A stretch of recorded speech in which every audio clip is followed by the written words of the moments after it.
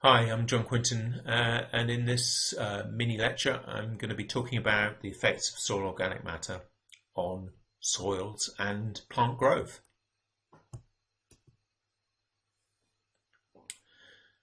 The direct effects of soil organic matter are really rather limited.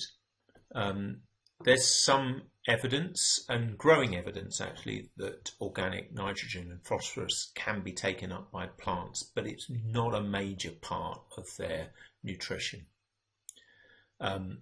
Small quantities of fulvic and humic acids can enhance certain aspects of plant growth. And there appear to be some kind of allochemical effects, which is where plants release substances which affect other plants, so either to inhibit or promote growth. The main effects of soil organic matter on plant growth are indirect, and they come through the effect of soil organic matter on soil. And even small amounts of soil organic matter can be really important for the functioning of the soil.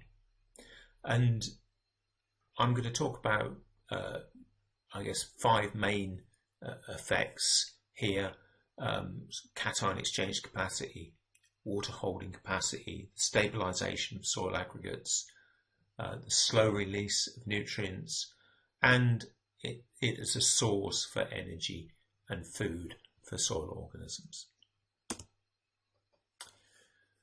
So let's think about the first one of those, cation exchange capacity, and Phil Haygarth, I'm sure, will have talked about this in an earlier lecture.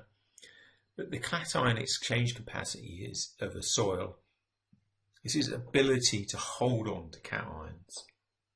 And that's really, really important. If you've got a soil perhaps which is packed full of sand and has a very low cation exchange capacity, it can't hold on to those plant nutrients that the plants need, and so they're washed away through leachate as water moves through the soil. So you want your soil to be able to hold on to them and then release them as the plants demand them. So if you've got a soil which has a very sandy texture and a lot of sand grains, not much surface area, not many reactive surfaces, organic matter becomes absolutely vital, because organic matter forms complexes with the clay and carries a charge, and that charge attracts some of these positively charged cations and holds them onto the soil surface to be released to plants.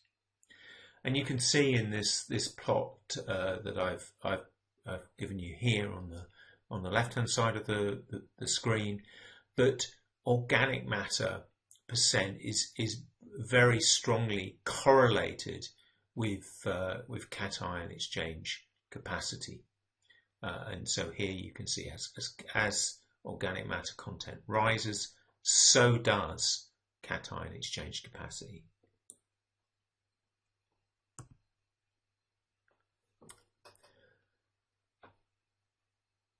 Organic matter itself is also a source of elements. So nitrogen and phosphorus, Phil and I will talk about in more detail in another lecture.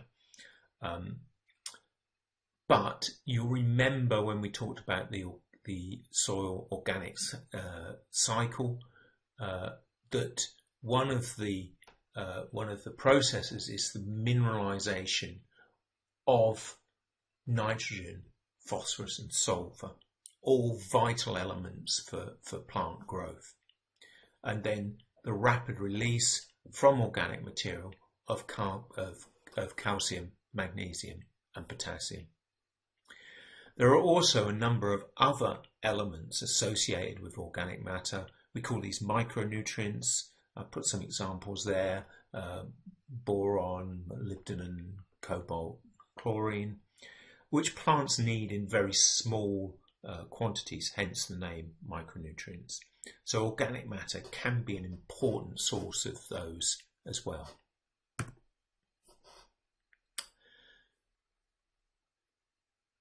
So we'll play a little game of spot the difference here, and you can see these are two sandy soils.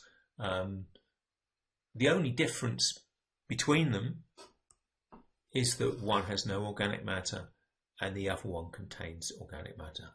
So organic matter is really, really important, not only for those chemical and biological properties, but also for maintaining good soil physical health.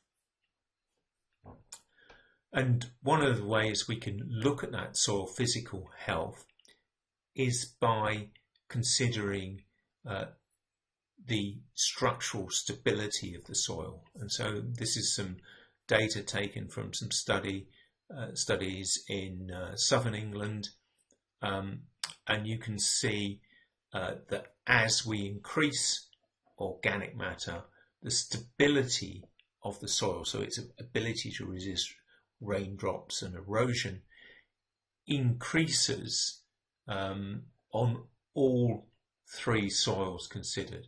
So these are soils from very different clay contents, but we see this quite dramatic increase as organic matter is increased in the soil.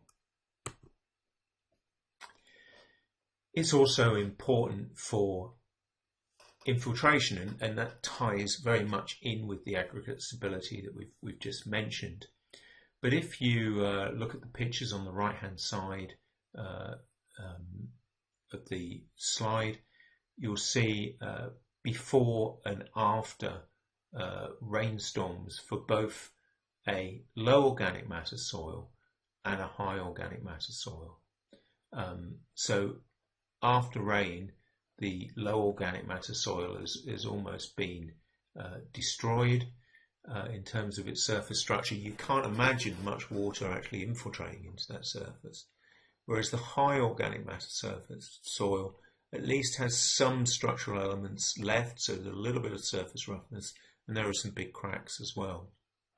And if we look at the infiltration rate, so the infiltration rate, if you can imagine, we will talk about this in a later lecture, if you imagine us putting a kind of a big ring or a bottle on the soil surface and measuring how fast the water moves into the soil, we can do that over time, and you can see that the low organic matter soil starts off low and just gets lower.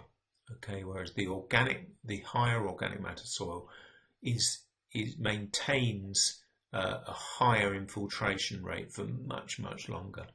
Why is that important? It's important because we would much prefer water to be moving down into the soil than flowing over the soil surface, perhaps causing soil erosion or flooding.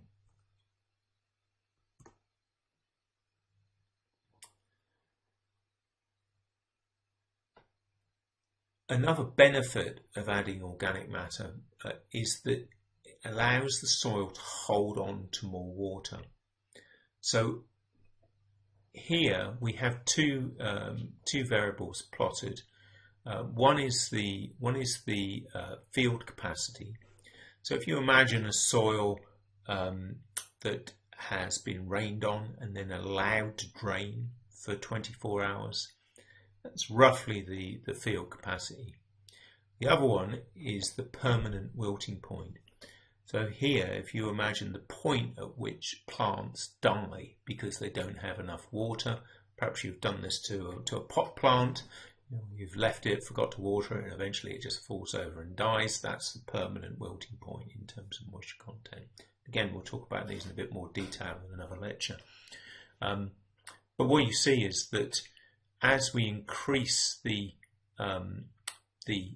organic matter by weight, the difference between these two lines increases, and that difference equates to the amount of water that is available for the plant. You can imagine that the plant's not going to get hold of that excess water.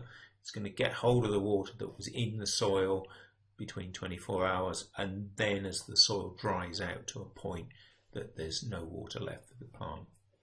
And so you can see that it's particularly important for the sandy soil on the left, Although even in the clay soil, or the silt loam soil, you see this increase as organic matter increases with the soil.